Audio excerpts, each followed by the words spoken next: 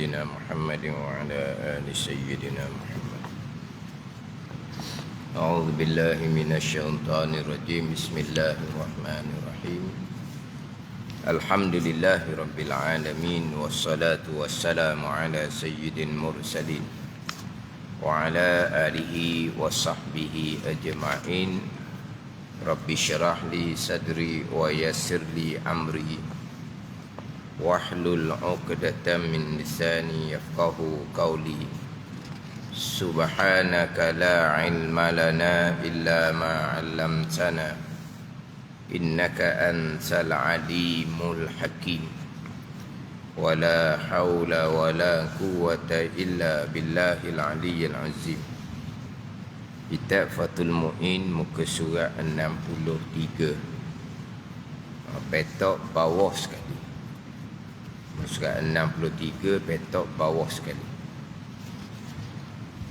Qala al-muallifu rahimahullahu ta'ala wa nafa'ana bi'ulumihi amin. Wa yahrumu bihi ma yahrumu bil haidi. Terjemahan dianya, semua yang haram dilakukan sebab haid adalah haram juga sebab nifas. Itu terjemahan dia. Kalau kita ambil daripada hak Arabnya, wa yahrumu bihi, dan haram dengan sebab nifas. Ma yahrumu bil haidi, oleh barang yang haram dengan sebab haid. Barang yang haram dengan sebab nifas ialah barang yang haram dengan sebab haid. Barang yang haram dengan sebab haid terdahulunya adalah haram dengan sebab haid sembahyang, membaca Al-Quran, kemudian puasa, kemudian ambil kesadapan antara pusat dan lutut. Cuma dalam kitab Fathul Mu'in ni dia tidak adalah susunan yang teratur perkara yang diharamkan dengan sebab haid yang terdahulunya. Ringkas serta tidak teratur lah. Jadi di muka surat 60 yang diharamkan dengan umpama haid ni termasuk nifas, haram sembahyang, haram membaca Al-Quran, haram puasa. Kemudian di surat 63, petok yang kedua daripada atas tu, haram dengan sebab haid oleh barang yang haram dengan sebab berjunub, dan tambahannya menyentuh tanpa berlapik antara pusat dan lutut. Kemudian yang haram dengan sebab berjunubnya di muka surat 60, petok yang kedua daripada atas tu, haram dengan sebab berjunub berhenti di dalam masjid dan membaca Al-Quran dengan qasa Al-Quran. Itu dalam kitab Fathul Mu'in kita. Haram dengan sebab berjunub. Orang yang berjunub ni orang yang ada hadas janabah. Hadas janabah bersetubuh, hadas janabah dipanggil keluar mani, hadas janabah. Kemudian wiladah, itu hadas janabah. Orang yang ada hadas janabah dipanggil orang yang berjunub. Jadi orang yang berjunub yang terdahulunya haram berhenti di dalam masjid dan haram membaca Al-Quran dengan qasa Al-Quran. Di surat 60, petok yang kedua daripada atas. Dia dalam setengah-setengah kitab berkaitan dengan perkara yang diharamkan apabila berhadas. Sama ada hadas kecil ataupun hadas besar. Hadas besar pula dua tadi hadas besar. Hadas janabah, hadas besar haid dan nifas. Jadi ada dua hadas. Hadas kecil, hadas besar. Hadas besar pula pecah dua. Hadas besar kerana keluar mani, kerana bersetubuh, kerana wiladah. Satu laginya hadas besar kerana haid dan nifas. Jadi walaupun hadas tu ada dua, tapi kalau perici jadi tiga. Yang pertamanya hadas kecil. Yang keduanya hadas besar, tapi hadas besar yang mutawassit dipanggil. Hadas besar yang pertengahan. Yang ketiganya hadas besar yang aghlas, yang lebih keras. Hadas kecil tak ada air sembahyang. Hadas besar yang pertengahan adalah orang yang berjunub. Orang yang bersetubuh, keluar mani, wiladah. Yang mana hadas besar janabah ni tidak ada apa-apa kotoran pun di tubuh dia. Dan hadas besar janabah ni boleh diangkat bila-bila masa dengan mandi wajib. Kemudian hadas besar yang aghlas, yang lebih keras ni, hadas besar haid dan nifas. Haid dan nifas ni darah kotoran yang keluar daripada seseorang, keluar daripada orang perempuan. Mana hadas besar haid dan nifas ni ada kotoran di dia. Serta hadas besar haid dan nifas ni tidak boleh diangkat ni bila-bila masa. Nak angkat hadas besar haid dan nifas kena tunggu sampai masa suci. Hadas besar berjunub kerana bersetubuh, keluar mani, wiladah, boleh diangkat hadas besar tu bila-bila masa. Segera mandi, segeralah terangkat hadas besar. Dan tidak ada kotoran pun di tubuh orang yang berjunub. Tak ada kotoran. Berbeza dengan namanya hadas besar juga. Tapi haid dan nifas ni ada kotoran, ada darah. Yang kedua, haid dan nifas ni selagi tak kering, kita tak boleh nak mengangkat hadas dia. Kena tunggu kering. Berbeza dengan hadas janabah. Bersetubuh, keluar mani, bila-bila masa, segera nak mengangkat hadas besar, pergi mandi, beres, angkat hadas besar. Berarti dipanggil hadas besar yang mutawassit, yang pertengahan. Jadi hadas besar haid dan nifas tu hadas besar yang aghlas. Jadi tiga ni perkara yang diharamkannya. Kalau hadas kecil sedikit sajalah. Hadas besar yang pertengahan tambah sikit. Hadas besar haid dan nifas lagi kena tambah. Pada ni. Sebab tu dalam semua kitab disusun, lebih-lebih tersusun. Dimulai dengan haram dengan sebab berhadas kecil 4 perkara. Sembahyang, tawaf, sentuh Al-Quran, tanggung Al-Quran. Haram dengan sebab orang ni berjunub, sebagaimana yang diharamkan atas orang yang berhadas kecil. 4 perkara tu. Orang yang berhadas kecil haram 4 perkara tu. Orang yang berjunub lagilah haram 4 perkara tu. Kena tambahlah sebab dia hadas besar. Tambah 2. Mana? Membaca Al-Quran pun haram, berhenti dalam masjid pun haram.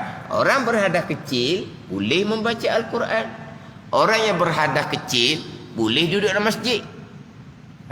Tapi orang yang berjunub membaca Al-Quran haram, berhenti dalam masjid pun haram. Kemudian perkara yang diharamkan bagi orang yang hadas besar yang aghlas, yang lebih keras haid dan nifas, 6 perkara yang diharamkan atas orang yang berjunub, orang haid nifas pun haram juga lah. 6 perkara tu.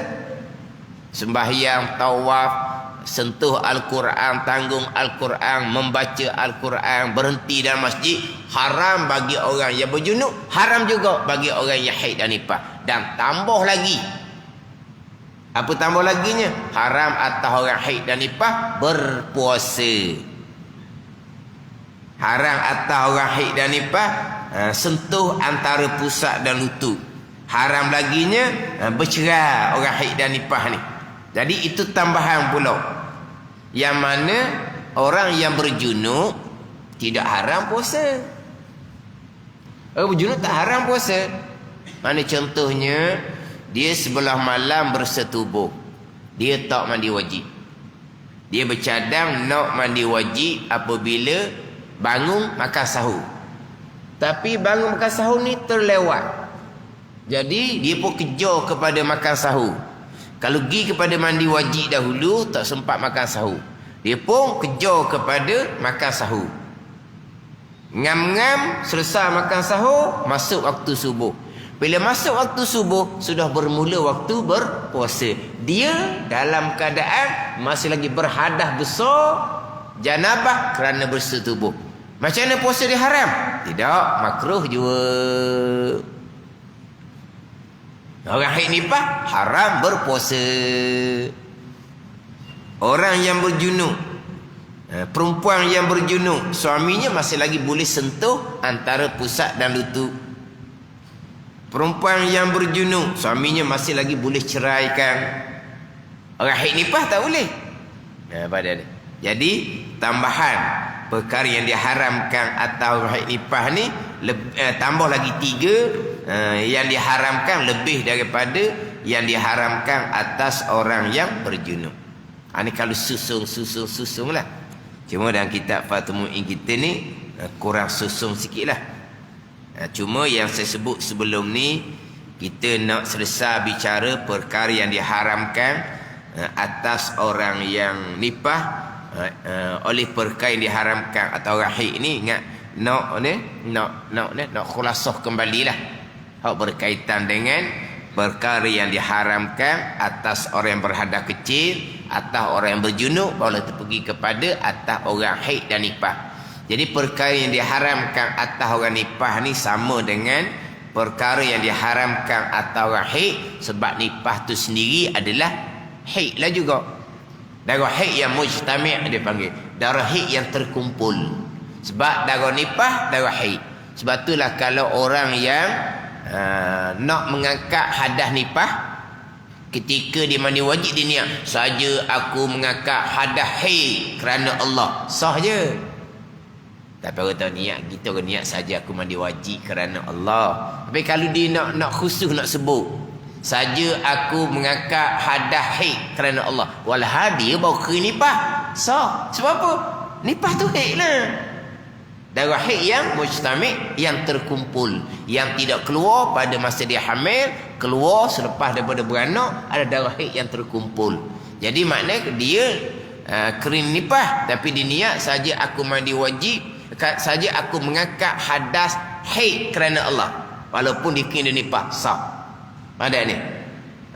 Jadi perkara yang diharamkan dengan sebab nifas samalah dengan perkara yang diharamkan dengan sebab haid. Jadi terdahulunya di muka surat 58 dahulunya bicara berkaitan dengan perkara yang diharamkan atas orang yang berhadas kecil. Haram sembahyang, itu kita maklum. Haram sembahyang tu kita maklum. Walaupun di hujung sembahyang sekalipun, hujung sembahyangnya macam mana, lepas daripada salam yang pertama, tiba-tiba dia kentut berhadas kecil, sembahyangnya sah. Sembahyangnya sah. Sebab apa? Sebab salam yang pertama selesailah rukun sembahyang. Salam yang kedua bukan rukun sembahyang, dah sunat. Rukun sembahyang terakhir adalah salam yang pertama. Lepas salam yang pertama, dia pun berhadas kecil, sembahyangnya sah. Sebab selesai dah. Tiba-tiba dah dia sentiasa salamnya 2 kali. Jadi salam sekali ni dak rasa dak sempurna. Rasa tak sempurna sebab kita salamkan 2 kali sama-sama kan. Ke kadang-kadang 2 kali, kadang-kadang sekali. Dah pernah sekali dah. Pernah salam sekali. Assalamualaikum warahmatullahi ke kanan, lepas tu bangun. Oh, tu kelang kabut sangat tu. Oh, tu nak pergi tandah tu kalau gitu. Maknanya memang kita salam memang 2 kali, tak pernah sekali. Tiba-tiba lepas salam pertama kentut, tak sempurna, tak puas hati kita. Kita pun salam yang kedua, walaupun bukan rukun sembahyang, kita salam kedua tu masih lagi rupa sembahyang. Yang asalnya salam yang kedua sunat hai'ah di dalam sembahyang, masih lagi rupa sembahyang, masih lagi perbuatan sembahyang walaupun bukan rukun. Kita buat dalam keadaan kita berhadap kecil dah. Syarat sahnya sudah tak cukup dah. Kita pergi salam kedua, hukumnya haram juga. Haram juga. Walaupun sembahyang okey dah, sebab selesai dah rukun dengan salam yang pertama. Bahkan ada pandangan daif, ini bukan pandangan pertama lah. Lepas salam yang pertama kentut, sembahyang okey, so tiba-tiba di salam yang kedua batal sembahyang. Oh, dia tambah gitu. Pandangan muktamad haram sahaja. Kenapa sembahyang nak batalnya? Salam kedua bukan rukun sembahyang pun. Pandangan daif dah.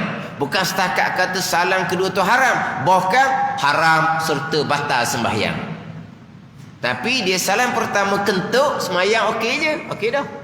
Salam yang kedua, sembahyang hak okey tadi tu batal dulu. Tu pandangan daif. Tapi nak ceritanya, walaupun salam kedua tu bukan rukun, tapi masih lagi perbuatan sembahyang. Orang yang berhadap kecil haram sembahyang walaupun salam kedua. Dia gitu. Kemudian orang yang berhadap kecil ni haram sembahyang, termasuk sembahyang jenazah haram juga. Itu pandangan muktamad dalam mazhab Syafi'i, pandangan jumhur ulama termasuk dalam pandangan mazhab Syafi'i. Mereka dalam pandangan mazhab Syafi'i, pandangan Imam Istakhri menyatakan bahawa sembahyang jenazah orang yang berhadap kecil sah, tidak diharamkan. Sebab apa? Sebab sembahyang jenazah dikatakan doa. Doa dikata sembahyang jenazah ni. Bukan sembahyang sebagai sembahyang yang lain. Maka berdoa tidak syarat suci daripada hadas kecil. Itu pandangan Imam Istakhri. Dan juga pandangan Imam Sya'bi. Imam Sya'bi ni ada mazhab dia. Mazhab fiqh Imam Sya'bi. Imam Sya'bi ni tabi'in. Imam Syafi'i kita tabi'in. Mengatakan bahawa sembahyang jenazah boleh sembahyang dalam keadaan berhadas kecil. Pandangan Imam Tabari, tafsir Tabari itulah, pandangan Imam Tabarinya sah sembahyang jenazah serta dengan hadas kecil, kerana jenazah hanyalah doa. Ini cerita bab ilmu ni, cerita bab ilmu. Tapi pandangan muktamad, pandangan jumhur dalam mazhab Syafi'i, kebanyakan dalam mazhab Syafi'inya dan juga mazhab-mazhab yang lain, haram sembahyang, termasuk haram sembahyang jenazah. Tawaf pun haram, sebab tawaf ni menepati sembahyang. Tawaf adalah menepati sembahyang. Bila sembahyang hukumnya haram, tawaf pun hukumnya haram juga. Ini dalam mazhab Syafi'i kita lah. Tawaf haram dalam mazhab Syafi'i serta dengan berhadas kecil. Adapun mazhab Hanafi, orang yang berhadas kecil sah tawaf.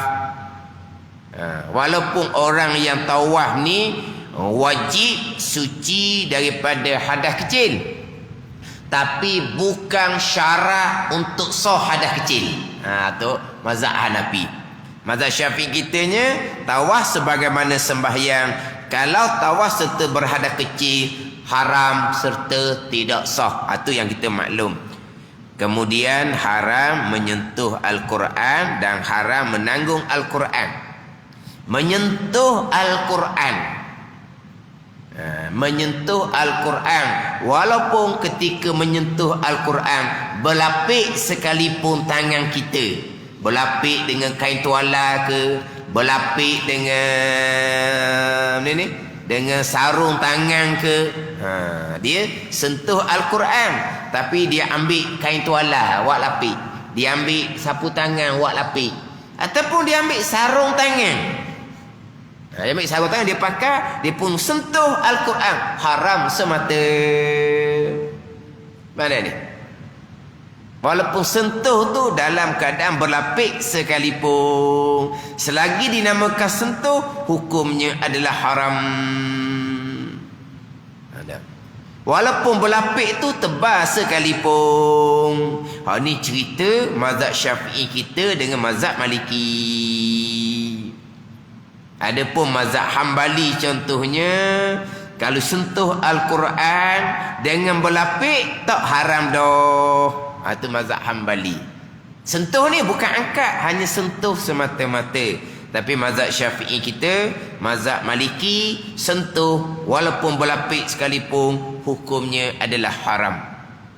Dan termasuk Al-Quran ni tulisan-tulisan Al-Quran tu. Tulisan-tulisan Al-Quran. Contohnya di mana? Di frame-frame tu. Dia ada ni surah Yasin, ada ayat kursi, ada ayat 1000 dinar, ada 3 kul. Tu hak frame-frame tu. Hak frame-frame tu masa tulis kosaknya apa? Kosaknya untuk dibaca, maka haram sentuh. Tapi kalau tulis kosaknya untuk ambil barakah, untuk ambil keberkatan, maka diharuskan sentuh, hanya dimakruhkan juga. Tidak diharamkan sentuh, hanya makruh juga. Jadi perhiasan-perhiasan tu bukan untuk dibaca, itu untuk ambil keberkatan sahaja. Kadang-kadang dia punya hak dia tu berpusing-pusing kepala kita nak bacanya. Dia punya hak tu kan, dia punya huruf, dia punya baris, yang mana kita boleh baca kerana ayat tu ayat orang tak pandai baca. Cuba ayat tu ayat orang tak pandai nak baca, tak boleh nak baca. Sebab apa? Dia tulis bukan untuk bacaan, dia tulis untuk ambil barakah, untuk tabaruk juga. Maka sentuh frame Al-Quran seumpama tu tidak diharamkan. Jadi kosak untuk dibaca, kosak untuk ambil barakah ni, ambil keberkatan, kosak tu pada masa tulis. Pada masa tulis. Ataupun orang yang suruh tulis. Orang yang suruh tulis, okey, saya upah kamu tulis ayat-ayat ni. Kita suruh tulis kosak kita apa? Untuk membaca? Tidak. 3 kul tulis nak buat apa? Hak bacaan kita dah. Ayat kursi, tulis buat apa ayat kursi? Tak pandai nak baca. Tulis tu untuk ambil keberkatan. Kita suruh dia tulis, sebab dia pandai hak kan. Kita pun suruh dia tulis, suruh tulis ayat kursi. Kita suruh dia tulis tu, kosak kita nak baca ke? Tak pandai baca ayat kursi, kosak kita nak ambil barakah, maka kita boleh sentuh Al-Quran tu. Cuma disunatkan sentuh serta suci daripada hadas kecil. Sunat. Walaupun kita tulis tu ambil untuk ambil barakah, ianya tetap ayat Al-Quran. Tetapi kalau surah sejadah, hak diletak di mihrab tu imam tu, untuk apa tu? Untuk ambil barakah, untuk dibaca, takut imam lekat. Ada ni surah sejadah kan, dia ada kan surah sejadah, surah Al-Insan, surah Dahri tu kan, dia ada. Dia ni kertas ke apa gitulah, frame pun ada, dia pubuh depan. Tulis untuk apa? Untuk ambil barakah. Tulis untuk imam baca. Untuk baca haram sentuh tanpa ada wudu, haram sentuh serta berhadas kecil. Dia gitu. Kan? Itu kalau hak ayat kursi itulah. Kemudian hak berkaitan dengan sentuh Al-Quran ni, sehingga kan bekah dia pun haram sentuh. Kalau bekah tu bekah yang disediakan untuk Al-Quran, Al-Quran berada di dalam. Quran maha-maha, dia ada sarung. Quran maha-maha, dia ada bekah, dia ada kotak. Maka bekah tu, bekah beldu apa? Comel tu lah dia punya sarung, comel tu. Quran maha, sarung dia comel. Jadi sarung bekah tu untuk Al-Quran tersebut. Adapun beg kita tu Al-Quran pun bubuh, kitab pun bubuh. Tu lain. Ni tak ni. Bekas yang khas untuk Al-Quran tersebut. Ketika tu Al-Quran berada di dalam. Dia punya bekas tu pun haram kita sentuh, haram kita jamu. Bekas tu haram kita sentuh, haram kita jamu. Tapi kalau bekas tu untuk Al-Quran, tapi masa tunya Al-Quran duduk atas reha. Bekas duduk asing. Kita pegang bekas. Ni sarung dia tu comelnya. Ada apa? Sebab pada masa tu Quran tidak ada di dalam. Kemudian pula berkaitan dengan Al-Quran. Kita tidak sentuh, kita menanggung Al-Quran. Menanggung Al-Quran. Satu lagi nak cerita bab sentuh Al-Quran ni. Sentuh Al-Quran yang campur dengan tafsir. Al-Quran campur dengan tafsir. Al-Quran hak campur dengan tafsir. Kalaulah tafsir lebih banyak daripada Al-Quran, kita boleh sentuh dan boleh tanggung, boleh angkat tafsir tersebut. Pada ni. Tapi kalau tafsir dengan Al-Quran, banyak Al-Quran haram sentuh sekalian, termasuk pada tempat tafsir. Ada ni. Sekarang kita hak tafsir tak apalah.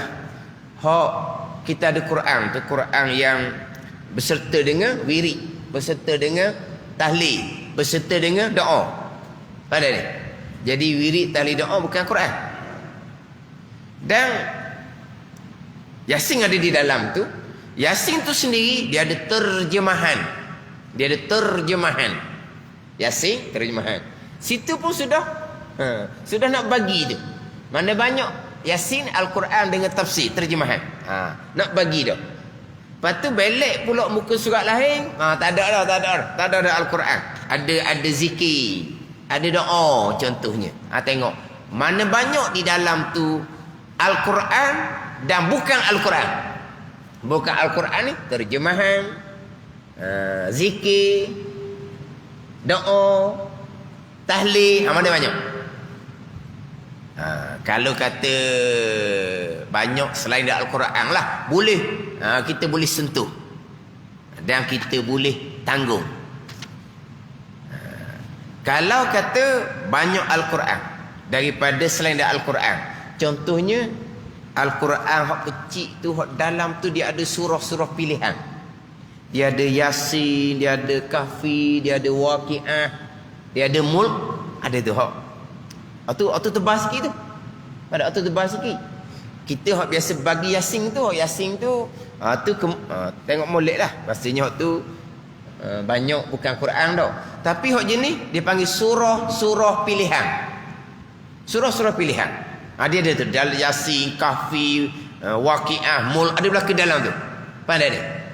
Tapi ada juga yang doa juga di dalam tu. Tapi waktu banyak Al-Quran haram sentuh sekalian, termasuk kulit dia sekalipun. Kita balik kepada banyak selain daripada Al-Quran. Banyak tafsir daripada Al-Quran. Kita boleh sentuh dan kita boleh angkat, boleh tanggung. Persoalannya, boleh tak sentuh di tempat ayat Al-Quran? Itu pula. Tanda ni. Sekarang kita ngaji kitab tafsir. Kita ngaji kitab tafsir. Yang mana dalam tafsir tu, dalam tu banyak tafsir daripada Al-Quran. Yang pertama, kita boleh sentuh. Yang pastinya di tempat tafsir, di helayang-helayang yang kosong. Dan kita boleh sentuh dia punya kulit, dan kita boleh tanggung angkat. Persoalannya di tempat Al-Quran yang sedikit tu, yang banyak tafsir tu, dia dibetul ayat. Pada dibetul ayat. Dibetul ayat tu macam mana pula? Kalau kita ngaji kitab tafsir, memang tafsir banyak daripada Al-Quran. Kita nak buat catatan. Bila kita nak buat catatan, tangan kita akan letak atas kitab, atas tafsir. Kita tulis macam mana? Kita ambil pen, kita pun cacang pen kita. Tulis. Boleh tulis. Kita ambil pen, kita pun tulis. Mana boleh tulis? kita nak buat catatan. Ketika kita mengaji tafsir, kita kena letak tangan untuk kita mencatat dalam kitab tafsir tu. Jadi tangan kita letak di tafsir. Tapi situ ada Al-Quran, ada tafsir, ada Al-Quran, ada tafsir. Celah-celah tu ada belakang dua-dua kan. Faham tak ni? Jadi kita letak tangan ni dalam keadaan kita berhadas kecil, kena kena tepat dengan ayat Al-Quran. Apa hukum? Satu pandangan makruh, satu pandangan hukumnya haram juga. Tapi pandangan muktamad haram.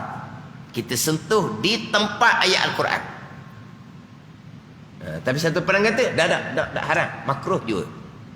Tapi kita sentuh di tempat tafsir, kita sentuh di tempat yang kosong, kita sentuh kulit, itu memang tak haram. Sebab banyak tafsir dalam Al-Quran dan kita boleh tanggung, boleh angkat. Tapi boleh tak kita nak sentuh di hak tepat dengan ayat Al-Quran tu. Hak di tafsir Al-Quran. Tafsir Al-Quran. Kita boleh letak tangan, maka bersentuh tangan kita dengan ayat Al-Quran. Kita kadang berhadap kecil. Kadang pertama haram juga. Lepas tu nak ngaji tafsir ni, kena ada air semayang lah. Kena ada air semayang. Itu berkaitan dengan sentuh. Kemudian berkaitan dengan tanggung Al-Quran. Oh, jadi panjang juga kita khulasah ni. Ni khulasah ni. Jadi panjang. Hak berkaitan dengan tanggung Al-Quran. Tanggung Al-Quran ni, faham tanggung? Tanggung ni maknanya kita bukan sentuh. Tanggung Al-Quran contohnya Quran atas rehal. Kita angkat rehal. Kita sentuh rehal. Kita bukan sentuh Al-Quran, tapi kita panggil tanggung. Al-Quran atas meja, kita angkat meja. Yang bersentuh kita adalah meja. Tapi di atas meja ada Al-Quran. Kita ni dahululah, sekarang tak ada dah. Kita mengaji Al-Quran letak atas bantal. Dulu mengaji Al-Quran letak atas bantal. Sekarang tak ada dah. Tak ada dah sembahyang baca Quran buat atas bantal. Tak ada dah. Jadi kita berhadap kecil, wuduk kita batal. Kita pun angkat bantal. Tidak menyentuh Al-Quran, tapi menanggung Al-Quran. Faham tak? Contoh lagi menanggung Al-Quran. Kita baca Al-Quran, habis dah muka surat, wuduk kita batal ni. Kita baca Quran, ada wuduk, tapi sedang membaca Al-Quran, kita batal wuduk. Kita berhadas kecil, tapi kita malas nak ambil ismayang. Sebab membaca Al-Quran boleh dah kat berhadas kecil, sentuh tak boleh. Okey, habis dah muka surat orang kita baca tu, kita pun nak belek sentuh tak boleh. Dia pun ambil lidi dulu, telunjuk Al-Quran, kita guna lidi dulu kan. Kita pun jolok lidi bawah layar. Kita sentuh Al-Quran, kita tidak sentuh Al-Quran. Kita pun angkat, kita tidak sentuh Al-Quran, tetapi kita menanggung Al-Quran. Itu panggil menanggung. Faham ayat menanggung? Bagaimana? Ayat standard apa? Menanggung. Menanggung ni macam menanggung belanja. Menanggung Al-Quran. Jadi sekarang ni kita angkat helai Al-Quran dengan telunjuk. Memang kita tidak menyentuh Al-Quran, tetapi kita menanggung Al-Quran. Hak ning ni dia panggil menanggung Al-Quran serta dengan mata benda, dengan benda-benda yang lain. Jadi tengok kosak kitanya, kosak angkat reha ke angkat Quran, angkat meja ke angkat Al-Quran, angkat bantal ke angkat Al-Quran. Di situ pula. Ni hak berkait dengan Quran serta dengan mata benda. Tetapi sama ada kosak Al-Quran ataupun kosak angkat rihal, tengoklah Quran nak tu reha ni, syaratnya reha tu besar. Kalau reha tu kecil, tak jadi hak tu. Macam Kita cerita bab telunjuk. Telunjuk, kita pun masuk di bawah layar, kita angkat. Saya kosak angkat telunjuk, bukan angkat halayan Quran. Jadi Quran ni turut telunjuk lah. Mana besar Quran dengan telunjuk? Besar Al-Quran. Besar Al-Quran, macam mana Quran nak ikut telunjuk? Telunjuk ikut Al-Quran lah. Ni. Pandai ni. Jadi kalaulah kita kosak tu bukan angkat Al-Quran, kosak angkat mata benda dia panggil, biarlah mata benda perkara lain tu lebih besar daripada Al-Quran. Itu atas pandangan muktamad. Itu atas pandangan muktamad. Satu pandangannya, walaupun halus kecil sekalipun, itu pandangan Syekh Ramli. Bukan kata telunjuk, jarum sahaja. Di wuduk batal, dia ambil jarum, dia apa ni? Dia tikam halayan Quran, dia pun angkat. Disentuh dah Al-Quran? Tak sentuh. Tapi dia panggil menanggung. Tapi kosak hati dia, angkat jarum, bukan angkat Al-Quran. Cukup dah. Itu pandangan Syekh Ramli. Itu pandangan kata kosak hati, angkat jarum saja. Al-Quran hanya turut jarum. Jarum dengan halayan Quran mana besar? Jadi pandangan muktamad, kena kira lah. Quran nak turut mata benda yang lain ni, biarlah mata benda terlebih besar. Kalau reha besar, kalau meja besar, baru mana sabar, barulah boleh turut. Pada ni, kalau hanya jarum, hanya lidi, kosaknya angkat jarum, kosaknya angkat lidi. Quran hanya turut jarum saja, Quran hanya turut lidi saja, tak jadi, haram juga. Itu pandangan yang muktamad.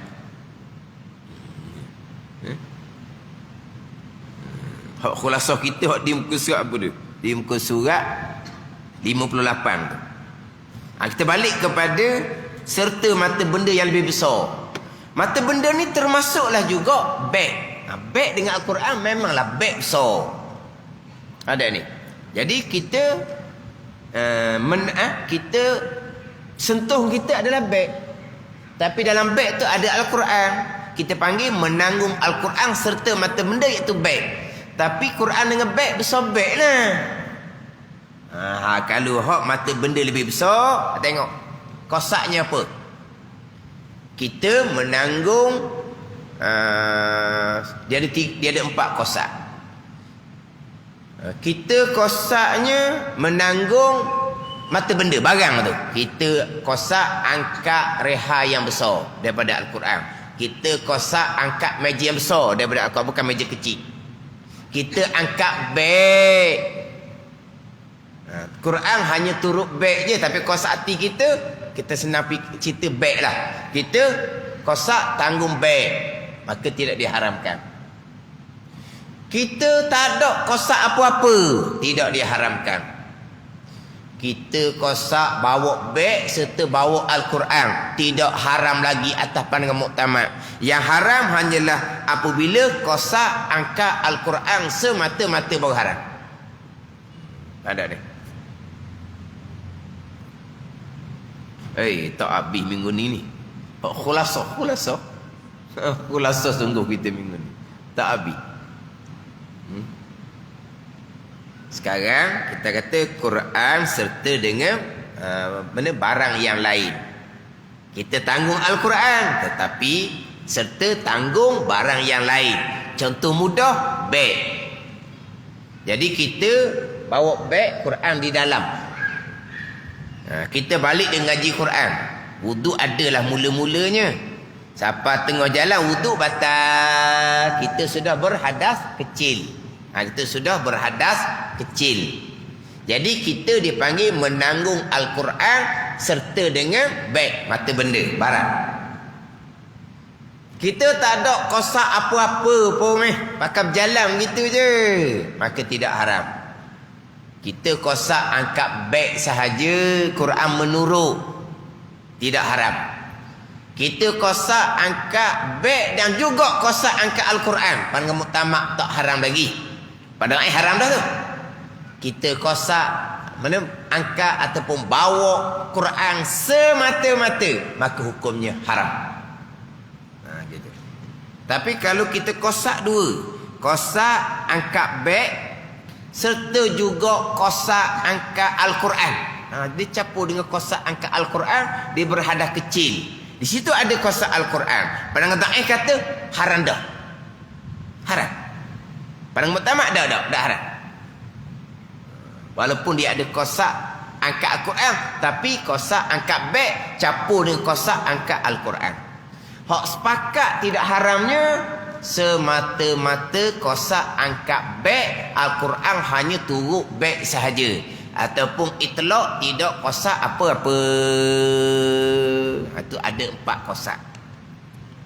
Sebab nanti minggu depan lah, tak ada minggu ni kita akan pergi kepada bicara orang yang berhadas besar, sama ada berjunub ataupun haid dan nifas, membaca Al-Quran. Kosak Al-Quran, kosak zikir, tak kosak apa-apa, kita akan bicara nanti.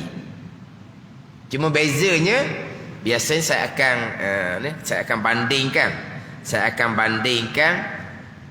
orang yang berhadas kecil, orang berhadas besar, sama-sama lah hukum dia. Orang berhadas kecil bawa beg, di dalamnya ada Al-Quran. Orang yang berhadas besar membaca Al-Quran.